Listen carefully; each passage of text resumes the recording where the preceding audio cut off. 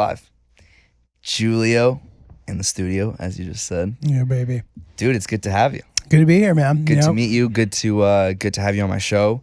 And I've been talking a lot of shit to you over the past 24 hours. You've been talking a lot of shit.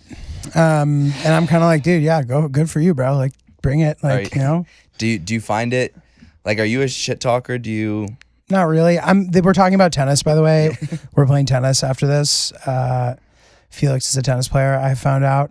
And I'm actually curious to see how good you are because, you didn't tell me much. I know that you like play junior tournaments, which is a good sign, but it's unclear like how well you did. I feel like, you know what? And also like could what be your first deal round is, defeats every time. Or you could be really good. So I don't know. I guess you know what? I'm not even gonna. We'll see. Because I think from what I can gauge, like you are definitely very legit, and so that's why I think that's always like a fun. Mm-hmm.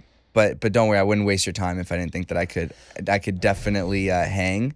But I have full intentions of beating you, and so we're gonna find out in a few hours. Okay. I'm trying to get back into it, so this will be good either way. I played with Francis for the first time in a while the other day on grass. What surface are we playing on? Whatever I think is available. I think it'll either be hard or clay. Okay, cool. You played on grass? Francis and I played on grass. Where? At Westside Tennis Club in Queens. Forest Hills. Have you ever played on grass before? Yes. I've played once or twice. This was the best grass court that I have ever played on. It was sick. And it's just, it's a tough thing to get used to. Kind of. Like I had the I haven't played in a while luck. What I've always found is that the first time back after a long time, I usually play really well. So I wasn't missing shots, but it was just, dude, the grass is so nice. And I felt good the next day. It was just, it's the way the game was designed to be played. You think so? I think the game was designed to play on clay. Well, I think that the game was literally made on grass though, originally. Oh yeah, you're probably right about that. But agreed. I think clay is a nice way to play also. All right, so we'll let the masses know what happens. So I told you a few seconds ago, is there a little tidbit, a little something the world doesn't know about you from all of the shit that you guys have talked? Yeah. That you've talked specifically. This is all I could come up with. I've watched the 1996 Yankees Atlanta Braves World Series video 100 times. Why? I don't know. As a kid, I really loved it, and I don't even give a shit about baseball anymore. But that's something that people don't know about me. Not that they care. But what it's like, you didn't think after 10 times that it was enough? You just felt like you had to keep going? Yep. It just was when I just liked watching it. There was just parts of it that I liked. Like you watched the whole game? No, it's not the game. It's the World Series commemorative video that they kind of put out. And that kind of recaps the entire playoff run. Interesting. It's the same video on YouTube? It may be on YouTube. So where would you watch it before? Of VHS tape. Oh, literally. The 1996 Yankees World Series video, yes. When it was released. On VHS? Yes. Oh, wow. Mm-hmm. And when was the last time you watched it? It's been a while, actually. But occasionally, I looked it up the other day just to see if the intro was what I remember it as, and it was, which you'd hope I'd be able to remember having seen it 100 times. But yeah, it's just pretty sick, dude. I'll have to check that out. You have to check it out, dude. You have to check it out. So obviously some exciting things recently with your segment on Pete Davidson's it's Pete Davidson and Friends? Pete Davidson Presents Friends? Pete Davidson presents the best friends, I believe, is what the final title is. So we had Nico in here a few days ago. Oh yeah? Who I've had on a couple times. Who I've known for 3 or 4 years now. So how do you know everybody? What is your deal? That's I don't know. I don't know how to answer that. So you just started doing podcasts? So I started about 2.5, 3 years ago. Francis spoke very highly of you. That's before this even came about. He was like, "Have you ever done, Felix's pod?" And I was like, "I have not." He's like, "He's really good. He does a really good job." Thank you. He wouldn't just say that either. Yeah, he's pretty cynical. He can be pretty cynical. So it's funny. Yeah, no, I love Francis. I had Francis on twice. And so I started this my freshman year of college. And so then I just graduated. Where did you go to school? My first year I went to UC Santa Barbara. Oh, nice. And then I transferred to Boston University. Oh, I went to Boston University. Wait, really? Yeah. I played on the tennis team. Oh, you played at BU? Yeah. Okay, now this is very interesting. Yeah. So wait, So you know everything like BU. This I didn't know. For the assuming that things are relatively the same. I've only been back up there a couple of times since. Like where'd you live? I lived in Claflin Hall freshman year. Okay. Then I lived in 1019 sophomore year. Oh, you? Oh, 'cause you're and then I lived in Babcock Towers. Oh shit! Yeah, apartment building. All my athlete friends lived in 1019. Oh really? That's funny. Because it wasn't that as. Zai. There's that like there's. Better than West you remember Campus. Brown Sugar? What is that again? The Thai place, Vietnamese place. Maybe Thai. I don't know. Was it at Ryan Com Ave? It was right next to 1019. Oh, I don't remember it. I wonder if it was even there. Like T. Anthony's, I heard just closed. Yeah. No, they're still there. It's still there. Okay, yeah. That's good. T's Pub closed, maybe. Maybe, yeah. I don't know. Whatever. So yeah, that was sort of my sphere, that area. And I would do all the the same fuck shit, like going out, fucking, dude. It's easier to get in Boston. It's easier to get into like New York and European style nightclubs than it is to get into bars. Oh, it's impossible to get like into bars would be like, "What's your fucking star sign? What color are your eyes?" And then they'll fucking take your ID and like call the school. Oh no, for real, they will. They're such snitches up there, dude. Yeah, I know. My dad will be like, puritanical New England behavior. I'm like, that's mad funny. Yeah, like Boston, you'll go to jail for stealing a candy bar, dude. no, they are such like they have nothing better to do up there. They're such. Did you ever go to Tits? Tits? Is that like Tavern in the Square? That's I don't know. That was not your time. Is that in Alston? That's in Alston, yeah. I don't know. Was it White Horse Tavern previously? Maybe. Maybe. I don't know. I didn't really start going to those places till I was a senior. Did you? Yeah, cause ID thing. Did you enjoy your time at BU? I did, dude. But the tennis that's consuming. Yeah, it is. It was great though. I mean, the only thing that the tennis really took away from was like being able to go on spring break, which we did tennis spring breaks, which were fun in their own way. You know what I mean? And like, I sort of, senior year I took it pretty seriously, but like junior year I was a little kind of disenchanted, and I was smoking weed and shit. Like I didn't like, my lifestyle wasn't that affected by the fact that I had tennis practice and matches and shit. You didn't get drug tested? We did, so you could, but it wasn't like it didn't always happen. It was like random. Interesting. I don't think I ever actually got drug tested. I could have been fucking shooting roids the whole time, dude. No one would have known. Did you? So you didn't have like you weren't like a crazy partier in. No, I certainly partied, but I would say as far as college is concerned in general, average. BU I would say is not like that crazy to begin with. It's fun, but it was nice, dude. I mean, especially. Like I'm from around here originally, but I grew up mostly in like very rural Connecticut. That's what I understood. And so Boston was a nice sort of like warm up for New York, in a way. I agree. Well, it's also, I think it's a great place to go to school. I loved it, dude. Yeah, I liked it. Like it was a good quality of life. So I look back on some of it now, and just like my journey, I sort of look back at myself during that time, and I'm like, dude, what were you doing? You know what I mean? Yeah. Like looking at pictures of myself, like trying to be cool and shit. I'm like, dude. You know what I mean? I just like feel self-conscious about that. When did you graduate? 2008. Okay. So and then you moved directly here? Uh-huh. And I moved directly to this neighborhood, actually. Right. And I lived there for the summer, and then I've like bopped around a bit. And now, yeah. So what school did you graduate from in? Technically. Oh, so. But like, I like a bullshit major. Like I tried to find a major where I like didn't have to take math or a language. Oh, me neither. Yeah. And so like I didn't give a shit about it. But then I started doing some like IR path stuff without like the formality of declaring a minor. Right. And I really enjoyed that. So my girlfriend makes fun of me because she says I answer the question really oddly when people ask me what my major is, and I'll just answer by saying I relate more to my minor. I identify more with my minor.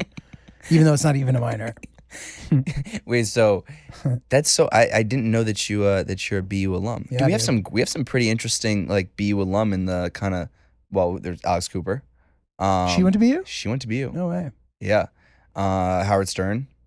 That I knew. There's some interesting kind of like radio podcast. Jason Alexander, MLK. Oh really? AOC. I knew AOC. I I think we overlapped a bit, me and AOC.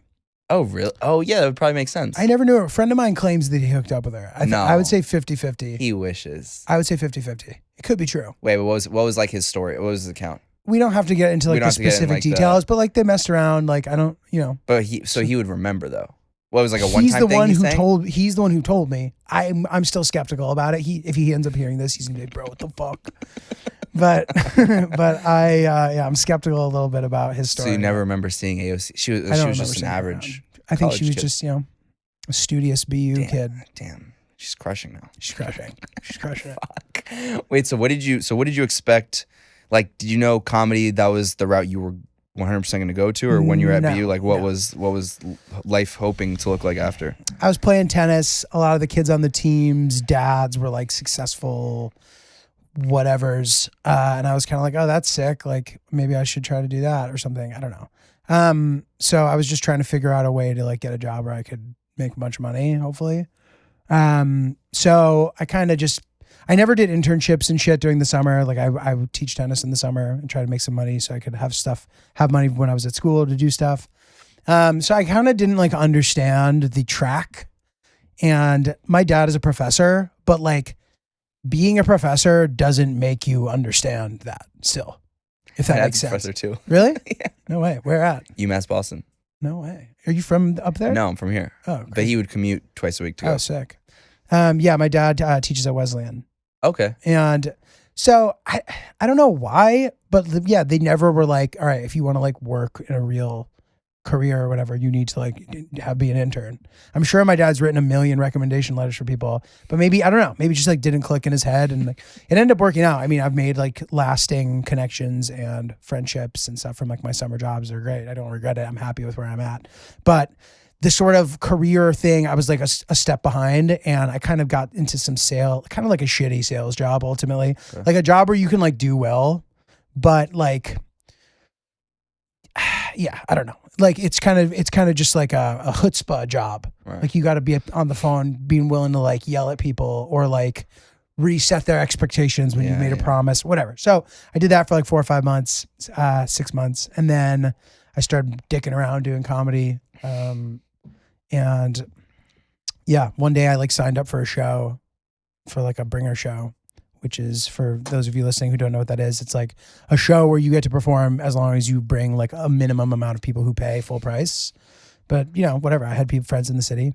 So I did that once. It like went reasonably well. When you were like 22, 23? 22 still, yeah. I think, yeah. And then I started doing a show a month, then I started doing a couple shows a week, and then ended up leaving the job and trying to enable myself to continue doing comedy. And I started like doing some acting stuff again. I had kind of done it a little bit as a kid, right, locally. I saw that. And yeah, dude. And then just kind of started trying to make it happen slowly but surely. Did you kind of fall in love with it the first time you did it? Yeah, I guess. Like, I don't know. I don't have that like kind of a romantic relationship with stand-up the way that some comics do. Like, if I'm not on stage for like, dude, like you pay me enough, I'll never get on that fucking stage again, dude. I don't give a shit. I'm serious. Like I love doing it and it's fun. And I'm sure that if that were to happen, I would miss it and I want to come back to it, you know? But it's nice because of the way you can do it. The way the hustle works is nice because you can do it every day in theory. You know what I mean? Whereas, you know, if you're an actor or some shit, like you're sort of waiting for people to give you opportunities, and granted you could be in class and this and that, but like you're further away from the real thing and you kind of don't have as much control over it. Whereas stand up, you can do it every day. So that's nice. So it's easy to kind of make progress right away because you're just hitting all these benchmarks. You work at a new stage, you meet new people, you get put on somebody's show. Like it's easy to make steady progress for the first couple of years. And then it can, I find that like the years 3 to 5 or 6 to be the hardest years. Cause it becomes harder and harder to kind of make progress. At that point, you've kind of like done the easy progress. And now it's like, how do I get to that next level? Like, how do I get credits? How do I get booked? It's easy to kind of get a little cynical. It's easy to get a little inside baseball-y too, where like you care too much about what like comics think and you forget that you're also performing for normal people. Right. So suddenly you start doing like, I've noticed people do this. I probably was doing it too, but like your material just becomes like gratuitously dark for no reason. You're like, and then I hanged myself. Like, haha. Oh no, I didn't actually. Oh, you guys didn't like that one? Yeah. What's wrong? Or like, oh dude, are you guys a couple? Yeah. Oh no, she's my mom. Oh, are you banging your mom, dude? Everybody gets silent. Oh, come on, it's a joke, guys. Yeah, I see what you know you're what saying. I mean? I don't know. So it's easy to kind of get caught up in the comedy bubble, and you kind of see people get depressed and shit. It's like an interesting, like I've had a bunch of comedians on, and like you guys are like I always say it, I always think it. You guys are like a strange bunch of people. Or we can, yeah, it's an eclectic group. But it's like they're very. It takes a certain kind of like oomph to be a comic. Yeah, it's certainly helpful. It's a weird. To have it. It's a weird, but like you guys have to have like it's like a strange mentality, you know. Like I don't see you guys as like average people or normal people. Mm-hmm. You got to be a little crazy. That's fair. Yeah, or stubborn or something. There's some. Are you stubborn? Maybe, I don't know. Like, what's your girlfriend think? She'd probably think I am sometimes, but not in other ways. Okay. You know what I mean? I can be pretty reasonable too. You know, I'm a chill guy. I'm a chill guy, dude. You're a bro. I'm a chill guy. But no, I mean, I don't know what it is. I mean, I always felt like I was good at performing in general. And you know, they kind of beat it into your head when you're a kid. You know, I was you're funny. You're like in like high school drama class, I was like good at the improv exercise, but you know, big fish in a small pond kind of thing. It's almost like, you know, the hottest guy in his high school moves to LA and then all of a sudden he's just like a fucking dime a dozen. Yeah. You know what I mean?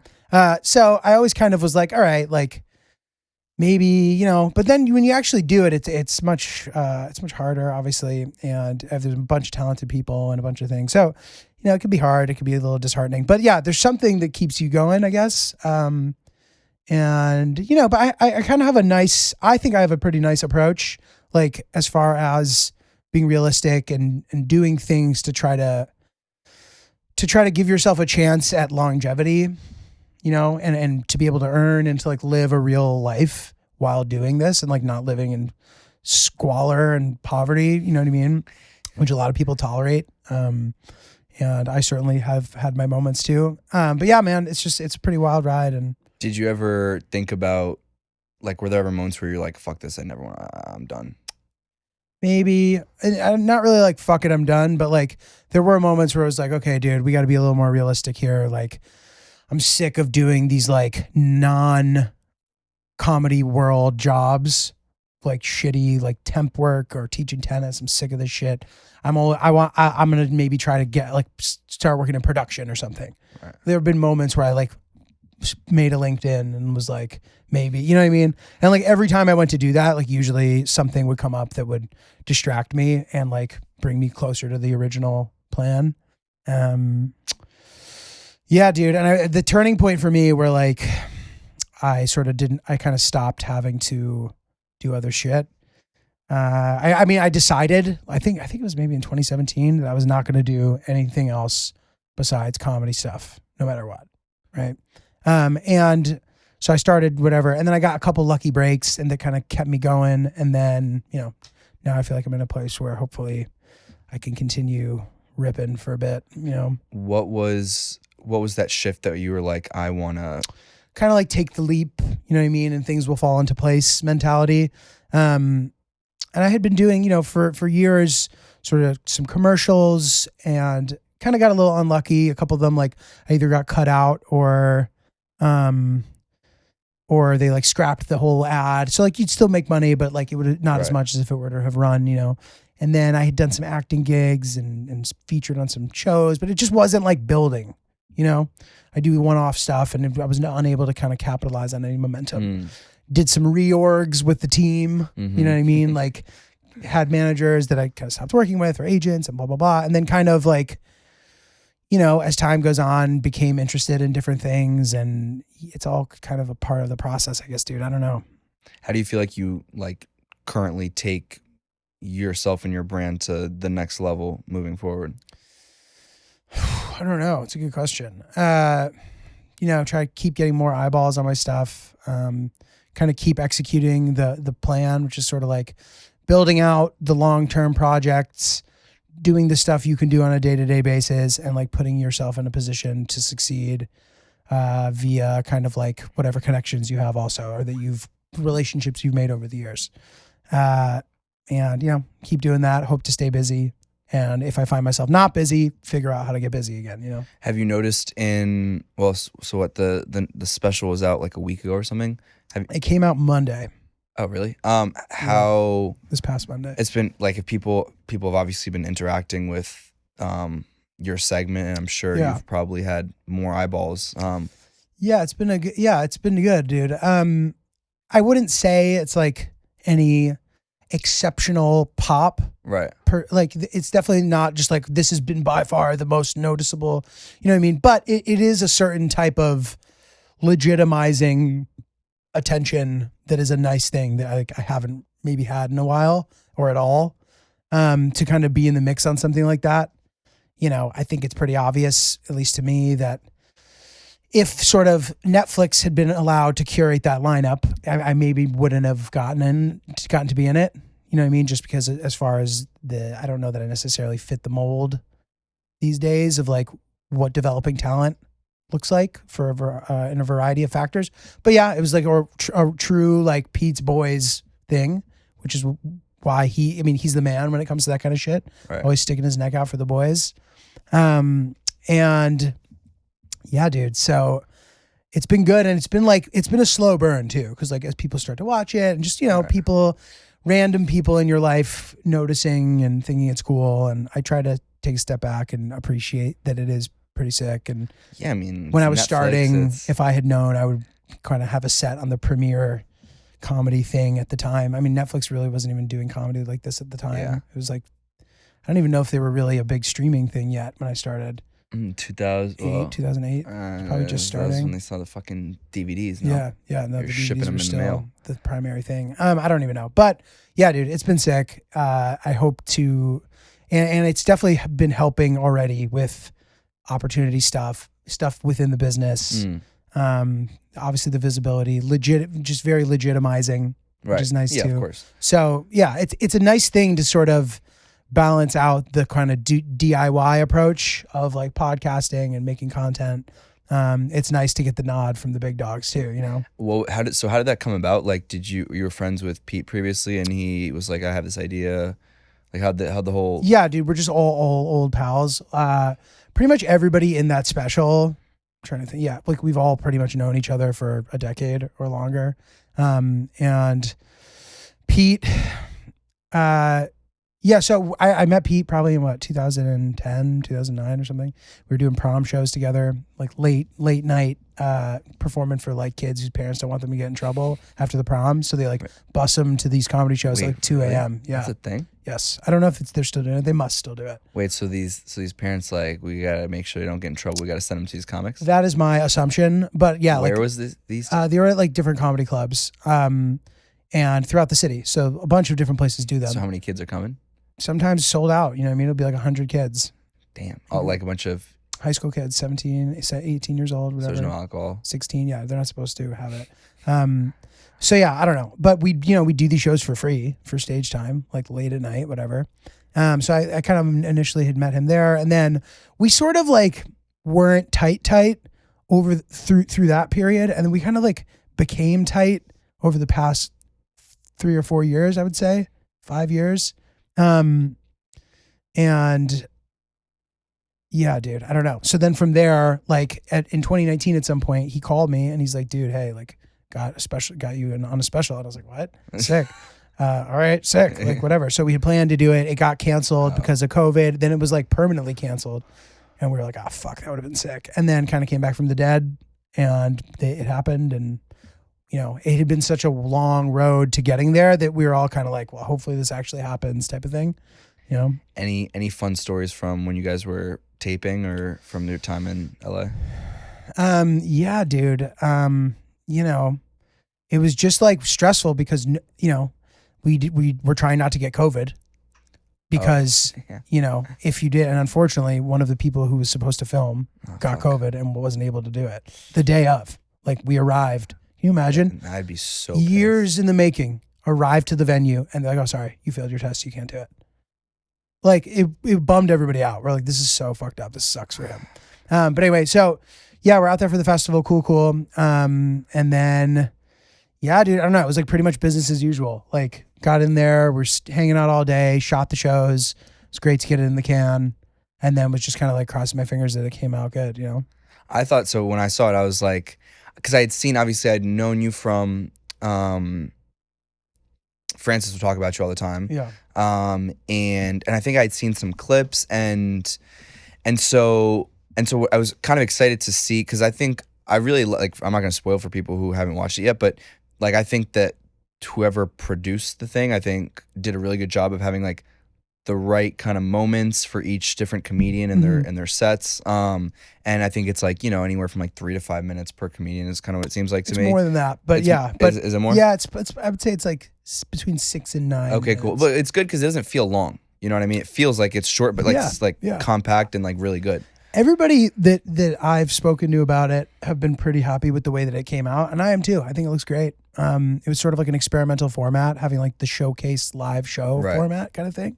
But it was great, dude. And I think it really, and a couple of the reviews said this too, but it sort of really shines through that like these people all actually know each other. Yeah. As opposed to being some kind of like curated showcase. Right. Which is nice. So yeah, it was. Well, it's also cool, like a bunch of New York City-based comics in LA, with Pete Davidson, who's become big name. Deal, yeah. And I just thought your set was like very. It was like perfectly like, it was like there was like the hint of New York in it, of like you just like your New York personality, but also just like I think like really just very funny, but also just like very kind of clever and well crafted. Thank you. So, and I thought it like showcased. I mean, honestly, all of you guys, I thought, I was laughing the whole time. Thanks, dude. And it was just like a nice. It's short. It's like I think it's like 58 minutes, like the whole thing through. So I was like, so I hit up friends. I'm like, yo, like, can I? Because I knew you guys obviously knew each other very well. So I'm happy that we set it all up. Totally, it's super dope. And so how long have you known Francis? Since I think 2000. Well, I think I met him for the first time in maybe 2018 or 2019. I forget exactly. 2019, 2020. Yeah, so maybe the beginning of 2019 or something. And then, we met, and then all his Barstool stuff ended up happening, and we had been bumping into each other a lot leading up to that, and which is, back to what I was saying before about like the approach to comedy, like being present is important, because, if I hadn't been around, I would not have bumped into Francis a bunch, and we would not have ended up doing the pod together. You know what I mean? It's like there's a lot of value to a presence, a physical presence in comedy. How did that kind of relationship and So we were hanging out at the stand one night. He had kind of told me he was thinking about doing a podcast. I actually didn't know much about him. I didn't know about that he was this Barstool guy. I knew he had like a big following. On Barstool. I didn't know about the canceling thing. I didn't really know about any of it. And he hit me up. He called me and he was like, dude, I have a crazy idea. He's like, I think that we would do a pod well together. What do you think? Should we give it a shot and then see if we thought it went well? And I was like, okay. So we did, and we agreed to start cracking. And we sort of like right from the get, like went and got all the gear. We got a guy to do all of our production stuff, and he's still with us, Chris. And we built out the team a bit more even since then, and it's been great, dude. It's been a really nice thing. And how do you guys come up? Do you guys like write any material before or plan any of the episodes out, or? So not really. We kind of just write down whatever stuff we want to share with each other, and we kind of don't tell each other what that's going to be. Okay. And then we kind of just roll with it. So, we have the stuff that we're intending to talk about, and then the conversation might go wherever. But then when we need more things, because we do a lot of episodes, so it definitely helps to like come locked and loaded with some stuff you want to talk about. Yeah, dude, and it's become kind of a well-oiled machine. How do you, in retrospect, how do you feel like, what would you have done differently in those kind of growth moments of starting the podcast, if anything? No, I don't think anything. Really? Yeah, I can't. Yeah, like the approach has kind of panned out well, and it's aged well, and I'm pretty happy with the way we approached it. Why do you think like specifically your show has kind of been able to cultivate? Because I remember talking to friends about this. Like you guys have a seemingly like very like kind of loyal fan base, and you guys did a few live shows, I believe, which Francis had told me about.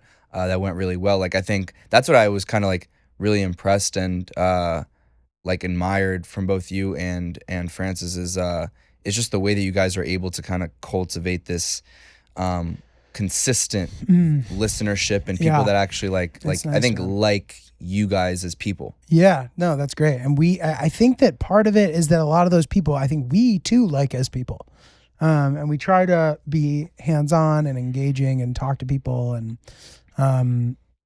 it's just like a good community. And I hope that they continue to be interested and invested. You know what I mean?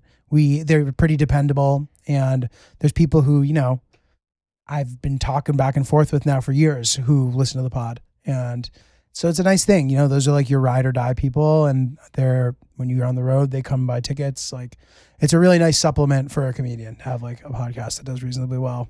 That's the other thing too, is like it's such a crowded space these days. I know. Like, how do you kind of gauge where you can kind of pick and like why someone would spend their hour listening to you guys as opposed to someone else? Totally. So, I kind of never even had thought to start one because I was like, oh, this is like already played out, which was just not, that just blatantly was not true and is not true still. I think we were lucky that we kind of had the built-in Francis fan base to start. So we started getting a bunch of downloads, and then that number sort of steadily started to decline. And then once we got to wherever the bottom of that was, which was always still pretty solid, we kind of started building our own audience. So like weeding out the people who maybe weren't a fit for what we were doing. We've gotten help from a couple other people who have big, like the Girls Gotta Eat Girls were really helpful to us. And I think we've gotten and retained a lot of fans from them. And then, just like taking what we had to begin with and like building from there made it easy. When people, honestly. like, I'm sure you've been asked a question like, best piece of advice for starting a podcast or stuff like that. Like, people always ask me like, oh, what do you think I should do, this, that, and the other thing. I really don't even know sometimes don't know what to answer. I'm kind of curious what you answer to that. Or start it with a guy who has a lot of followers. That's the best way. Beyond that, as far as things that can help you succeed, I mean, you have to be consistent. You can't really, like, I'll notice like people take hiatuses or take breaks, and like I find it must be difficult to build a podcast if you're doing that. I'm sure it can be done, but you got to be consistent. And just trying to improve, trying to be consistent and solid, bring energy to it. Don't phone it in. Don't like get too comfortable, and just like keep trying to make good shit. I feel like also like, I feel like every comedian has some kind of, well, it's an interesting. They should, bro. Like, if they don't, they should. Why do you think that? It's just such a like, there's the potential to just like monetize yourself in a way that's like not super demanding. It's like, you got to be consistent, but it's not like you have to do it every single day, and you can make like a steady life for yourself just from a podcast, right? Which is, I think, or me at least as a comedian, is something I always dreamed of. Like, how do I get to a place where I'm not like constantly worrying about my next gig or like where I'm going to get money or trying to manifest opportunities that don't yet exist for the purpose of my own survival. Yeah. Not having to think about that every second is really fucking nice. Do you ever, because you guys do so much, so many episodes and are pretty unfiltered, do you ever fear about, saying things that are crossing any lines? Sometimes, but we're pretty good about censoring in the moment if we think we say something that's like wrong or doesn't represent us well, or the juice isn't worth the squeeze. But like, you don't want to not be controversial, because then it can potentially be boring. I don't think we are controversial, and I think me personally, I'm probably less controversial than Francis, but neither of us are particularly controversial. You don't have any on the pod? You got any burning controversial opinions these days? I don't know, dude. Like, we don't really do that. We don't talk a ton about politics. We don't. And of course I have like opinions and I share them. Like, that's part of what comedy is, but a lot of it is just kind of like a combination of talking about things that happen to us, social situations, how to handle them, etiquette, kind of like that kind of stuff, more so than like abortion rights and or even just like talking about people who did controversial shit. It's just like not what we do as much. No We were shitting on Jordan Peterson the other day. Like that's like the extent. Wait, so what's the take on? I didn't hear this. What's the take on Jordan Peterson? Just like I'm kind of curious what you think. Francis had gone to his live event and was kind of like, I just had no idea what the fuck the guy was talking about, essentially. And like, I didn't really know much about him at the time. I remembered him being kind of controversial, but then, I was open-minded. I'm like, all right, whatever. Like people seem to really like this guy he seems to like give men hope in this like weird, potentially toxic way. But unclear, so didn't really know. And then I saw the thing about him calling like the plus size model ugly. Oh, yes. Which was like, he's like, this is just like a construct, whatever the fuck he was saying, like trying to act like the media is trying to make us find this attractive. Like whether or not that's true, like it's like, dude, don't be a dick. And also that girl was hot. Like, yeah, I know who you're talking about. You know what I mean? Yeah. And you could say the same thing about any era. Like what he is perceiving to be attractive maybe is a construct as well. Do you think he's doing it? Do you think he actually believes it? Do you think he's doing it just for because it's like he can say these things in a smart way that'll get like attention? He seems like a malignant narcissist to me. Yeah, like he does seem that way, and I think that he probably likes the controversy. I don't fucking know. I don't know what his deal is, and if people find him to be helpful or whatever, like good, great. But like to me, he just seems like a dick. What about any hot takes on the Amber Heard Johnny Depp trial? No, I didn't watch it all. Not really. I wasn't really following. I'm starting to gather from my kind of like not really knowing what's going on that maybe they're both kind of shitty. They're both. So I was talking to Nico about this. Like he had a very strong take that like anybody who watches this is just like a moron to begin with. And I took it very personally because I honestly watched a lot of it. I thought it was awesome. I mean, dude, it was better than like any Netflix show that's out right now. Yeah. I mean, you have to like if the clips that I've been seeing have been like amazing. Yeah. I mean, they're unbelievable. Yeah. I mean, you have like Depp, who's like his best acting job of all time, and he's sort of like Jedi mind tricking the entire courtroom. My God. Like, and he's just talking super charming slowly. as fuck. Oh, he's charming. All the women there, all his lawyers and his psychiatrists, whatever, hot as fuck. Yeah. Like he's like cracking jokes, and the whole room loves him. And like he was really able to flip the public opinion on the thing, which was a defamation trial too, right? Yeah. So like. No, but like a motive or whatever objective achieved. So do you think he actually hit her? Like from the small things? Probably. Oh, you think? Maybe. I don't really know. I don't know I know that there was a lot of like crazy stories told back and forth by both of them, and true or not, it's just like, all right, guys, this is not good for either of you. This is a toxic relationship. I don't know. I don't know enough to like be team either one.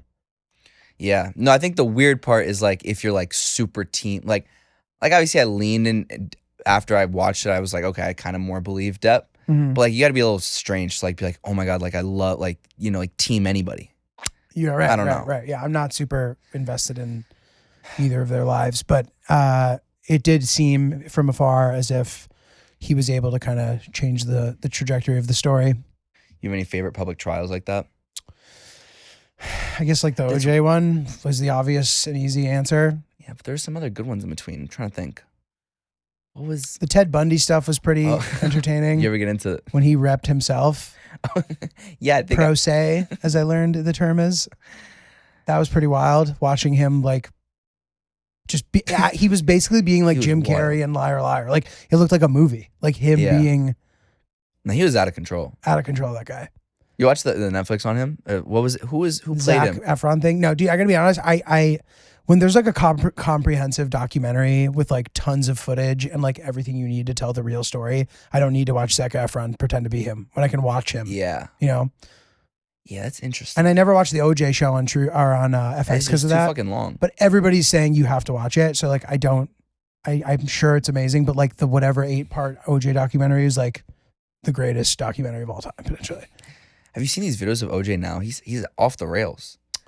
I've seen him like with all these like young girls and like guys golfing. He's making like jokes about like he's crazy. He's fine with like the like I killed my wife jokes. Yeah. He like leans into it. It's weird. You ever see Sacha Baron Cohen with him?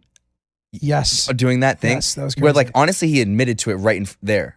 So, bro, he's so charming. People have to watch this video. That guy's so charming. Sacha Baron Cohen? No. Oh, OJ? Yeah, I know. You know what I mean? Like, he'll be there, and you just sort of like, this is the most likable guy on earth. Obviously, he's done enough at this point that he's no longer that case. But, like, take all that apart, you're talking directly to him, and you're like, oh, like, This guy's great. You think women are like? Do you think they're like scared when they're with him now? I don't know. Maybe it's a good question.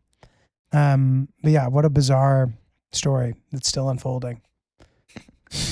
Yeah, I don't know. Apparently, Amber Heard spoke yesterday for the first time for an hour. I kind of want to. For an hour? And she said she still has love for Johnny. I'm sure that's probably something that she was advised to say. Oh, you think so? It feels like a PR-y kind of thing to do. Did you ever contemplate a career in law? I feel like just talking to you, I feel like you'd be a good lawyer. I don't know, dude. I like space out during like something that's a really intricate, detail-oriented process. Like sometimes I'll just like space out and miss something very crucial. So I don't know that I'd be good at it. But I do I feel like appreciate you have like a structured or like an intent, like you think about things intentionally. It's kind of what I've been able to gauge. Maybe that could be true. I not. still don't think that I would do a good job as a lawyer personally. But I hear what you're saying, and that's very nice of you. In an alter world where comedy and sales say we're not on the table. Like when you were younger, what did you expect? Dude, I didn't even think about it. I had no idea. Like I didn't have a realistic perspective about what the reality of doing certain things meant. So I had no idea. And then when people would ask me, which this is a coincidence, but I would just say maybe I'll go to law school and like not be a lawyer. It's like, dude, are you fucking Ted Kennedy or something? Like you're just gonna go to law school and not be a lawyer? Like, who's paying for that, dude? You know what I mean? Like it just made no sense. So I actually had no idea what I was gonna do. And then this guy on my tennis team was like, dude, yeah, like this job, these people are like 25, 26 making a bunch of money. Like if you want to give it a shot. I was like, okay, sick, whatever, I'll try that. I don't know. To answer the question, I don't know what else I would do. I'm sure that there are things out there that would be great. Were you a funny kid growing up? Like class clown? Kinda. Not like the class clown, but I was funny. I was a funny kid for sure. So I'm confused. You grew up, you spent time between New York and Connecticut different times? I grew up in Connecticut. You grew up in Connecticut? I was here when I was like very, very little, and then we like moved to Connecticut. Where in Connecticut? The town that I grew up in is called Higganum, which is sort of in the greater Hartford area, kind of. Sort of between Hartford and New Haven, near Middletown. Okay. Probably 2 hours and 30 to drive from here. So that's why that's what your dad worked at Wesleyan. It was easier it was close by. Yeah, we just moved near the school. It's pretty much the only job he's really ever had, like career-wise. Working at Wesleyan, he's been there since forever. And yeah, dude, it's pretty chill high school, like pretty normal high school experience, I think. And you played tennis all the time. Yeah, I was playing juniors, and I was on the tennis team in high school. The like public, like the bar is lower for like public high school tennis. Yeah. But I mean, I excelled, and I was like, first team, this and that, all those things. Did you ever notice how like strange tennis kids are? I noticed this. Like, in what way? I don't know. I would always find like whenever I would be at tennis practice. So I played at McEnroe's Academy growing up. At Randall's Island? Yeah. And so I just noticed like, I think it has to do with the fact that like, since you're alone on the court 99% of the time, unless you're playing dubs, like a lot of these kids like their social skills felt like they were like a little bit lesser. Oh, yeah, I could see it. You ever notice that? I could see it. Maybe. Like a little bit stunted. Stunted is like a nice way of saying it. It's because it's a pretty time-intensive sport. It requires sort of a lot of making sure you don't develop bad habits with your technique and being in shape and playing and then playing matches. And it can definitely take you out of the regular rhythm of being social. Right. I would argue that doing any task at an extremely high level at that age does the same thing, whether you're good at playing the cello or you're playing AAU basketball. Like, right. But yeah, maybe in tennis it's more noticeable. I just also felt like I also had this very random theory. So I did like it. So I would like, I don't know, I'd kind of like clown with some of the kids that I would play with, just like, when you're sitting on the side waiting. And since a lot of them are like super rich, obviously, they would specifically frown upon. I think one day I said in front of 4 kids, I'm really craving like rice and beans and chicken. And 3 of the kids looked at me and said, ew, you eat beans, like borderline at the same time. And I was like, what's wrong with beans? And they're like, it's canned. And so there's like there's just like, and so I always remember this, and I was like about 14 or 15, and I was just like, this mentality of like, I think they equated can to being poor. And so I think like that always stuck with me. I don't know if you ever had experiences where like, I mean, obviously a lot of times kids are rich and more spoiled, but like where, you know, it's just like that kind of mentality of like frowning on the lesser. Interesting. I don't know, dude. That definitely wasn't my experience. And to your to your point, there are definitely a lot of like privileged people in the tennis world, just because unless you have some kind of like relative or somebody who really cares about your development, like it requires a lot of time. It can be expensive. Yeah, my dad played, so he taught me. Okay. But I mean, you know, it can be a little bit of a mixed bag, and I would say more than looking down on people with less, it was more of like just not knowing what that's like. Yeah. Because especially in the city, you know, these kids who are playing at Randall's Island, they go to Dalton, they have drivers waiting for them. They go to camp, fancy camp, and they go to boarding school. So they're a little bit their reality is a little bit out of touch. Like they don't know. And it's also funny too, a lot of those kids, they like live the like sickest version of life as high school kids. Yeah. Because then you're an adult and you're actually trying to like do stuff with your life and shit. Like it's almost you've done yourself a disservice because you've lived this like life of like a super successful city person, and now you have to like try to work and like be a person. In most cases, I know that some of those kids don't ever end up doing anything, except just like spending money and chilling. Did you? I'm curious. Like when you got out of school, did you have any like existential life crises on, you know what? Because you never like you don't strike me as like what we're talking about as one of those spoiled kids that no, definitely you not. know life like a crisis is like what am I going to do? As in just like I think like just figuring it out because I in a lot of ways we have similar paths with BU and some of that, so it's just like I think I'm at that kind of crossroad where how old are you? 22. Oh shit, I didn't realize you were that young. So yeah, I would say some of the most difficult years for me were probably 22 to 26, 27, where, you know, I all of a sudden, you know, the girls who were my peers are now they're like everybody's fair game. It went from like senior to freshman of college being the only people they know, and now you're 23-year-old hot ass chick and like there's 50-year-old guys trying to like hook up with you and like succeeding. You know what I mean? It's like it's New York City. Like it's like Peter Pan syndrome. Like guys are like very youthful here or whatever. So that was part of it. And granted, I still like had fun and did fun stuff, but like always kind of feeling like, oh, I don't have enough money to like do shit. Like that's kind of a bummer. Like that kind of thing. And then also when you turn like 25, I started to just kind of notice, oh, like I'm just like treated as a man now. Whereas when you're like 22, you're kind of still a kid, you kind of get away with shit. But then like you're 25, like I really felt a shift of like, oh dude, like if you don't have your shit together, like nobody cares or feels bad for you. What was there a moment or moments that not in particular, but like just feeling like, oh, like, and maybe it's even just like getting kicked off your parents' insurance, like stuff like that. Like now you're like a fucking grown ass man, like go be a grown ass man. And like not being ready for that. That is what I felt like. I'm also curious. I wanted to pick your brain. So you said your girlfriend is the first person like you moved in. I've ever lived with. Yeah. Well, I lived with one girlfriend for like 2 months over the summer, but she was going back to college. Okay. So it like doesn't really count. What has that been like? Because I think that always made me curious because I've never like lived with a girlfriend. I mean, dude, it's great, you know? It's one of those things that I was trying to like push off. I had like a pretty chill living situation before this. I actually lived with people who I used to give tennis lessons to. Really? Yeah. Uptown in their house, which was sick. Wait, so. For like years. So this was like an older couple? No. So, okay. Like arguably my best friend, is this guy who I used to give tennis lessons to, and he's like a little younger than me, but now he's like in his 20s.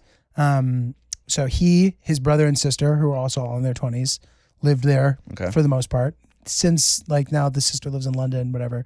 But so everybody was living there and the parents. So I met them from teaching them back in 2006, 2007, you know what I mean? And then we kind of just stayed friends. And even when I was kind of done teaching tennis and stuff, I stayed tight with them, whatever. And I was moving from Brooklyn, from the house that I actually lived in when I was a baby. They were selling it. So I was looking for a place to live. And they're like, you can come live with us if you want. And I did for like a while, for like 4 or 5 years. Oh, really? Mm-hmm. So that was nice. So what was the deal? Did you have to? There was no exchange. No, seriously, I didn't have to do anything. I wasn't teaching tennis to anybody. Okay. I was just living there. It was just, okay. That was very nice of them.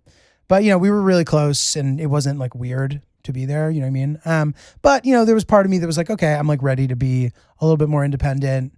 And my girlfriend and I had kind of been talking about it. And then we kind of accepted the reality that we might be able to get like a better deal on an apartment than we might be able to in the future with COVID pricing and stuff. So we kind of took the leap, and we've now been there for over a year, and it's been really nice. What are some of the, you know, adjustments relationship wise that you've either had to make or not at all? Dude, honestly, like there's the adjustments are all positive things. Like feeling like I never want to be as much of a slob as I might be able to be if she wasn't there. Yeah. Like I don't want to like litter the space with all my shit. So like I'm a little bit neater than I might otherwise be. We are considerate. We're pretty considerate of each other, I think. She works from home a lot of the time, which can be a little bit of a not annoying. I love having her there. Like when she's not working from home, I actually am bummed out. I like her being there, but sometimes it's hard because if she's out in the main area, she's on the phone constantly, and like she's sensitive to that. She's like, I don't want to just like be all up in your shit all day on the phone. So she'll go in our bedroom. But then if I need to get stuff, I have to get everything I need earlier in the day, and then I'll inevitably forget something because, you know. So that's maybe the only hurdle, and it's not even a big deal. Damn. So it's great, dude. And also it's just nice to have like another pair of hands who excels in ways that you don't. She designed the whole apartment. It's beautiful. Like she is just thinking about things that we need that I'm not always thinking about, and it's great. What are your, because I'm curious, like, because I honestly didn't even have roommates in college. I was always like going solo dolo. Solo dolo. That's sick. I think I'm gonna it's gonna be like a legitimate adjustment one day when I move in with somebody, you know, hopefully. Like I don't know, like I'm trying to prepare myself because it's a different ball game. Yeah, it's a perfectly fine ball game in my opinion. It's been really nice, and if it's somebody who you vibe with and who you're serious with, it shouldn't be a big deal. What's she do? She works in tech. She works for this like ad tech startup. And yeah, she does a good job. How'd you guys meet? Through a mutual friend, sort of. She didn't see you do a set and fall in love? No. I have met girls like that though in the past, but this was a friend of mine. You know what I mean? Yeah. Dated her best friend growing up. They met in college, like one of those kind of things. Did she come to any of your sets ever? Yeah. What does she think about your comedy? I think she likes it. Does she think you're funnier at home or on stage? I think she would say both in different ways. We have our little jokes, you know what I mean, that like no one else would get, and those are different than the things that I talk about on stage. She has a pretty good perspective at this point about what's funny and what's not. And she's definitely a person that I look to as a resource for feedback, and just to hear what she has to say. It can help me decide what direction I want to take things in a lot of the time. She's really versatile with her skills. Like you can just kind of like throw her into something and she'll become very, very good at it very quickly. And that might be like style. Like she styled me for the special. Oh, really? For example. Yeah. And I'm trying to picture what were you wearing? I was just wearing like a kind of monochromatic tucked in, like something that I would not have come up with on my own. And what would you have worn on your own? Who the fuck knows? But like we tapped into the idea that like when you do a special, you don't necessarily have to wear shit you'd always wear. You know what I mean? You can kind of like capture yourself and wear some shit that kind of like makes you stand out, shows that it's an occasion, and is not something you'd wear every day. And I kind of like that sank in for me when I went to see Schultz's Radio City show. Oh, okay. I went to see that, and I kind of saw the way that he. How was that? Amazing, dude. I love him. He's the guru, bro. Yeah, that guy's the man. So that was cool, and then I was like, oh, okay. And then she had already understood that, but then we kind of reapproached what I was going to wear. But yeah, she's like good at everything, dude. She's really like smart and good at shit. And so what's your day-to-day look like? Like, do you spend the days writing and then testing it out at night? No, so it's a variety of things. So I kind of have my like to-do list of things that a lot of the time it's like stuff that I could easily not be doing, but like that I should be doing. So there's a lot of that. It would be very easy for me to actually spend a lot more of my free time during the day, or my time during the day, not doing a lot of the stuff that I do. That might be, like listen to this set from this particular night, or plan this, or reach out to this person, or it's kind of like running a business in that way. It's like, you're the only person who pushes the needle forward. So like you should be doing stuff. So I'll kind of make that like for now. Currently my day-to-day looks like this. We are doing a lot of, podcast stuff because we're bouncing around a lot this summer. Okay. So during the days I might be doing a pod, and then at night doing a comedy or doing some kind of social comedy related thing. I'm planning some of my videos that I've been making. Okay. I'm leaving next week to go for 4 or 5 nights to shoot stuff in Central America. Right. I'm planning to do another one of those at the end of the summer. I have to start planning that. And then I'm on the road a bunch. So it's like a variety of things, and it's right now is the kind of busy that I like, because I'm busy actually doing tangible things, as opposed to the kind of like building process where you'll put in a lot of work and you don't see the results right away. Right. Of course, they accumulate over time. So that was the other thing I want to talk to you is you are an avid traveler. Yeah. Which I think is, and so you'll do sets in different, like, will you explain to people exactly how that? Yeah. So what you mean by that? Hillary always says, this is my girlfriend's name, that I like to take my interests and make them oppressive, which is kind of funny. She's like, oppressive interests, which can be true. But I sort of have this pipe dream that I'd love to kind of like see the world, and an easy kind of way to do that. And I think it's a flawed method, but it's better maybe than other more comprehensive methods. It's just like, I'd love to go to every country. You know what I mean? That would be sick. Yeah. So I'm obsessed with that, and I'm also obsessed with the national park system.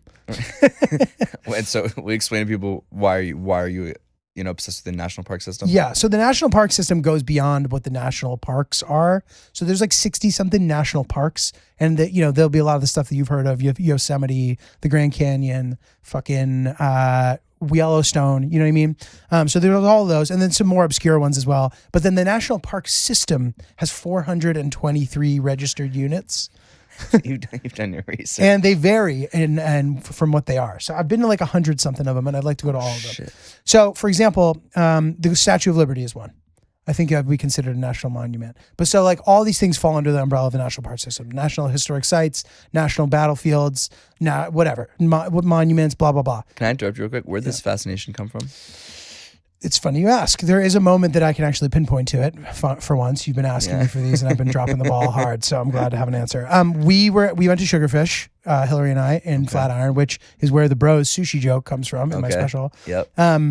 But there was a wait, and across the street is the home that Teddy Roosevelt was born in. So like, that's cool. Let's go in there. So we go in, and we're popping around, whatever, looking, and there was a park ranger in there, and I was like, that's weird. There's just a fucking park ranger in here. I start talking to him, and he's the one who starts telling me about, there's actually 400. And I see Hillary be like, oh, great. Like, here we go. This is about to become a thing. So yeah, there's like and so they vary. And whenever I'm in a place that might have one nearby, I try to prioritize going. Like when I'm on the road, if I'm within hours of one, I'll try to go. Oh, wow. And I'd like to go to all of them. And I've taken these kind of two things and attempted to do things that I would maybe be able to make money doing someday. So when it comes to traveling internationally, I would like to do shows maybe if it's possible, but I don't stick to any specific format. So like if there's a comedy scene that's cool and the guys seem cool, like I'll go do that angle, but I don't need that angle. But meeting people is definitely a strong part of what makes it work, I think. So the videos where we've met people and we're making friendships and spending time with different people who are so similar, blah, blah, blah, that whole thing is a nice theme. So I try to capture that. And it also allows me to go to places that nobody in my life would allow me to go to if I wasn't like, it's for work. Yeah. And then they can't say shit, So yeah. Interesting. So you've hit like a quarter of you've hit 100. No, for the national parks, like 120 or something. And there are how many? 423. Okay. And then as far as like countries in the world, I haven't been to a ton actually, but I've been to like 30, 37, 38 and there's I think 197. And have you done comedy in how many of those? Not many. I mean, I've done comedy in Rwanda. Right, that's the one that I saw. I think. The UK, Norway, Sweden, Spain, but not like, I'm not like, I don't need to do comedy in every place. Do you find that they understand? This is all new too, by the way. This is like a new undertaking for me in the past few years. I've become obsessed with it, and they typically do understand. Is it the same? Like, do you use the same kind of jokes that you would at the stand? Yes, and this is the thing. So it depends. Sometimes it doesn't land. Yeah. I would say in Africa I struggled a little bit. Like, it was a really big show that I did too. It was like, at the time, maybe the biggest show I had done, like venue wise. I don't know if the actual amount of people was, but it was like it was like a fucking, like the equivalent of doing the Garden, but in Rwanda. Yeah. But like not as big of a capacity. It's probably like 600 or 700 people there. Okay. At the time, that was probably the biggest. But that's like the biggest. Okay. Gotcha. And I felt like maybe comedy's pretty new there, and it felt as if like the nuances of what I was talking about, plus my accent, right, which might have been a little difficult for them to understand. And maybe just like not doing it, I just didn't feel like I had that good of a set. But like in Scandinavia, everybody understands English super well. They get comedy. They've had comedy for a long time, and they actually potentially listen better than any audience that exists. Like, really? And then they want to talk about it. What? So you get off stage, they'll be asking you about like setups for your jokes, and like it's really great. Why do you think that is? I don't know. But in like Spain, for example, you'll get like a combo of like an expat crowd, and then I had some like pod listeners come and stuff, and like that's sick. But like in those kind of countries, I'm not totally sure if like the local audience is that big yet. I don't really know. I certainly know, in like South America and stuff, like I don't think that there's a big like English comedy scene for non-English speaker, or for like non-first English speakers. I don't know that for sure. But yeah, man, it's certainly interesting to see what people's different international comedy scenes are like. And I try to use any angle that I can to like plan a cool and memorable trip that I can film or not film, but just to kind of continue this Is there one dream place to go to? No, just because I think I'm going to go to them all. So I don't really think like, oh man, if I could go there, because I'm going to go there type of thing. So what's the next plan where's the next place you're going? I'm going to Nicaragua and El Salvador next week. And then in early September, I'm trying to plan something that's a little farther away, and that's a little bit more difficult to execute probably. So I'm figuring out maybe like Mongolia is up the top of close to the top of my list. I also like the idea of maybe Armenia, Somalia. So I don't have a ton of time. So if there's a place with like an involved visa process, I might not be able to do that. And so when you go, is it you, or you bring Hillary, or? I just bring my friend Zach, who like films. Okay. Mm-hmm. Just a little bro time. And then we kind of like, it's nice when the guides can like double as like the people we chill with. Right. It's like two birds with one stone kind of thing. But I would say best case scenario is like having a willing local guide who isn't a career guide. Right. And like crashing with them, and like it's tough to pull off sometimes, but that really makes for rich content, I think. It must be cool too, like when you're talking about in Scandinavia, like to have pod listeners, That's great. It must be like all over the world. Like, what do they say? It's awesome. They just listen. They're like active listeners all the time in different countries. Yeah. It's pretty cool. It's sick, yeah. Obviously America heavy, but certainly have an international audience too, yeah. Isn't it always weird? Like, I don't know. I'm always grateful to think that people listen. It's like a weird concept. And I think for you guys have probably felt that more firsthand when you have like these live shows where you get to actually like shake the hands of people that. Yeah, it's great. Yeah, the live shows are a fun thing. Yeah, it's really nice to kind of see it in real life, How is it? So how are the live shows different for you, I guess, in your preparation, or just like the feel? I'm kind of curious, as opposed to just recording with, obviously it's different, but like in what ways? Yeah, so we don't really do it like a live recording. We kind of just do what we would do maybe if we were doing a live recording, but have it just be a live show. Okay. Does that make sense? The preparation process, I mean, it's honestly it's more difficult than doing stand up in my opinion, because stand up you've prepared jokes, you've worked on them. For this, we've sort of like winged it. We'll kind of try to make some sort of structure, but like anytime we kind of flirt with the idea of doing multimedia stuff, we end up kind of being like, and it lends itself nicely in a Boston situation, for example, when we hang out in Boston the day before and then just talk about the last 24 hours if it's been something interesting. So it's not a perfect format. Having like guests is great. People that we've talked about on the pod, whether it be family members or friends or surprises, stuff like that. But yeah, it's certainly not something that we've like figured out, but I hope we end up doing more. It's fun. To wrap things up, when you think about the next kind of like 5-10 years, are you like a goal kind of person, or are you just not really a goal person? What do you envision or hope that you can do in the next 5-10 years that would make you, I guess, professionally or personally, satisfied? Yeah, it's hard for me, I feel like it's hard to like be in touch with myself in 5 years. I don't really know what I'm going to be like or what I'm going to be much different. I don't know. I don't know what I'm going to like. Super different 5 years ago? No, but like the things I care about and what I've learned has definitely shaped my approach to life. So I don't know what the next 5 years will hold in terms of what that kind of stuff looks like. I'd love to be able to have a healthy relationship with kind of having a family and being able to still pursue the things I like doing, and hope that I don't have to like derail my life if I want to like have kids. How many young Julios do you want to have? A couple would be nice. 2, 3. And I'd love to do it in stride, not have to like worry about money or like take a huge lifestyle haircut. All things that are maybe wishful thinking, but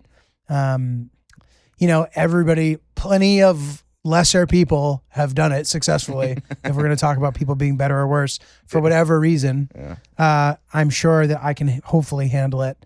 So I'd like to just be able to piece together what that looks like for me. That's probably what I see as being the biggest challenge, figuring all that out. Because I don't like any scenario that I don't have kids in. It's just, the juice isn't worth the squeeze of never having kids. I don't want to be all fucking old and lonely and shit. Did you have siblings growing up? I had one brother, yeah. Okay. Mm-hmm. So kids are number one priority. You feel like you're ready now? You think you're ready to change diapers now? No.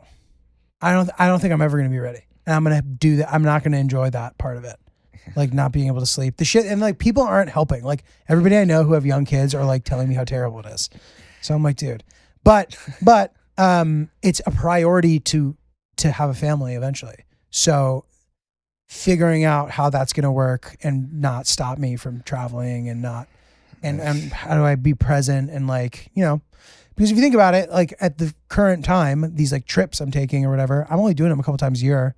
Yeah. So, why not? Why can't that work a couple weeks a year? And then when the kid gets old enough, I'll fucking bring him with me, dude. Yeah. That's fun. I think it's like the first like 5-6 years that are tricky. Challenging. Yeah. So, we'll see. I know that my girlfriend wants to have kids. Figuring out how to get to that next step, but I know that it will make sense when it happens. It's hard to kind of perceive the process to get somewhere. You're like, how on earth am I gonna? But a ton of time goes by from when you have that thought to when it actually happens, and a lot happens. So it makes sense. Every time I've gotten to a benchmark in life, I'm like, oh, like why was I worried about getting here? It made sense. The trajectory made sense. What do you think you'll be like as a dad? What kind of dad will you be? Hopefully a hands-on one who has tolerance and patience and doesn't try too hard to skull fuck his kid into being exactly like him. You know what I mean? Like acting like I know everything, kind of give the kid freedom to learn about themselves and what they like and be supportive of that, and hopefully instill positive foundation and values for them to be able to make their own decisions critically and be a good person, I think that's a pretty good way to end it. Look, yeah, Dad Giulio, Giulio, fucking bringing the heat, dude. Well, no, I appreciate you coming on and thanks, taking the time, and it was a pleasure having you on. Thanks, and man. I guess we'll look back on this in a few years when we got your little critters running around. Yeah, dude. And actually, I have no time because you'll be sleep deprived and sad, grumpy, and fucking fat, and just be like a loser, dude. But where can people find all of your stuff? My Instagram's not Julio. spelled how you would think it's spelled. You can go to notjulio.com for all my tour dates, some of my videos and stuff. Check out my video I made in Iraq. It's pretty cool. That's on my website on YouTube and shit. That's pretty much it. And the special. Oh yeah, and the special. Pete Davidson Best Friends on Netflix. Check it out. And I think you're one of the first couple comedians comics up. Yeah. I got lucky lineup placement. And then and you're usually at all the clubs in the city. Yep, bounce around the different clubs of the city. I'll post about good shows, and then on the road a bunch too. So if you're out and about, you'll maybe get to see me, dude. Boom. All right. Appreciate you, dude. Thank you so much for watching this video. If you haven't done so already, please make sure you like the video, subscribe to the channel, follow me on Instagram at felix.levine. And if you have something to say, please leave a comment.